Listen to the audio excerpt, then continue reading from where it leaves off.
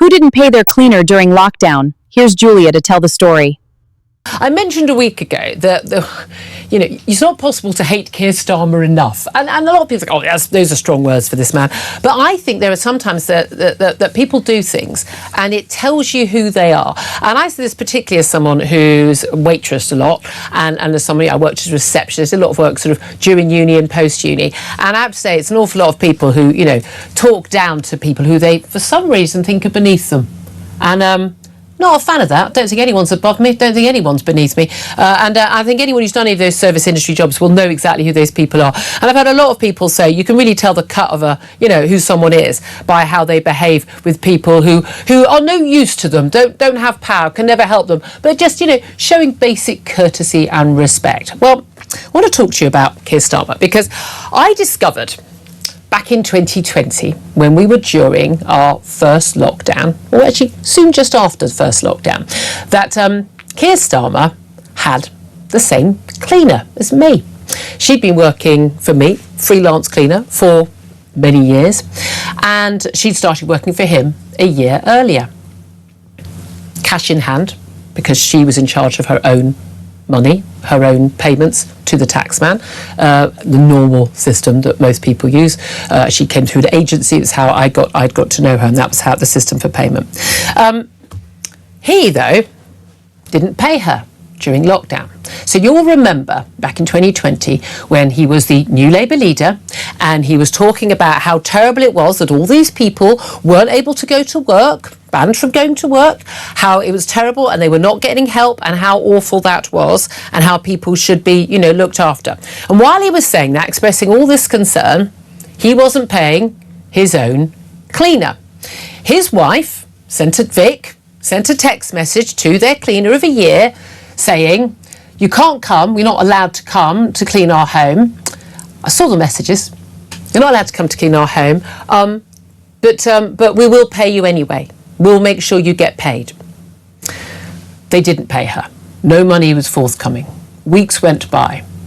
Their cleaner got in touch repeatedly, said, I can come back to work. No, you're not allowed to come back to work. But you said you would pay me. No replies to any messages until there was a reply saying, but you can just claim furlough money. You'll be able to get that money that way, even though they had been paying her in cash. Never got in contact again, never sent a message to find out how she was, and never paid her a penny, even though she had messages in which she was told, we will pay you. I know this is true because I know the woman herself, but I also know this is true because a couple of years ago, I confronted Keir Starmer about this, and I said, I discovered the most random thing. You and I had the same cleaner. He went, really? And I said her name. He went, oh, yes, I remember her, a really nice lady. I went, yeah. I said, you didn't pay her during lockdown, why not? I paid her because I knew she couldn't work. I knew she was on low income, and I paid her. Other people I know who employed her paid her because it's kind of the right thing to do, isn't it? He, having called for lockdown, didn't pay her. He looked a bit embarrassed. Of course, his aides quickly sort of came in. It was a social event, And I said, no, you didn't pay her. Your wife said she would pay her. And he goes, oh, I don't know anything about that. And I said, well, who was ironing your shirts then? He was on television a lot of the time. He, wearing smart shirts. Was Vic ironing his shirts? Was he ironing his shirts? Did he at any point say, what's happened to our cleaner? Is she not coming anymore?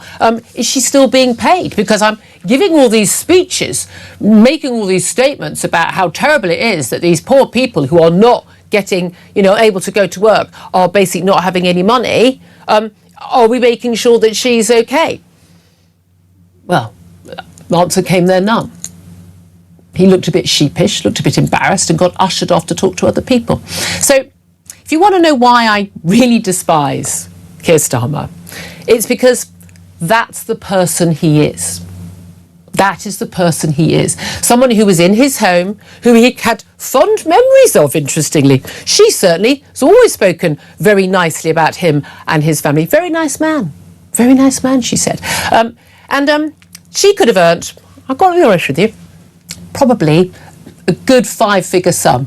It's a lot of money for anyone, let alone someone working as a cleaner, for selling that story to, any of the national newspapers that he was this hypocrite Labour leader who didn't pay his cleaner during lockdown, having basically, called for people to look after people during lockdown.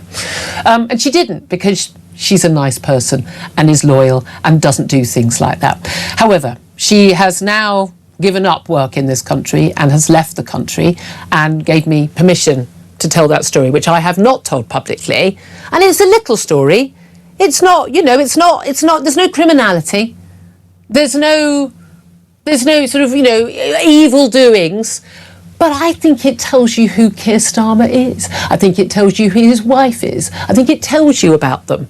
That these are people that talk the talk, but in their own home lives, in their own real lives, when they can actually help people who are less fortunate than them and don't have, massive big salaries and hire an act of parliament to protect the pension, that actually when, the proverbial hits the fan and someone on low income is unable to work to earn a living, they'll make a promise to pay her and then not ever pay any money and not even reply to a text message begging for help.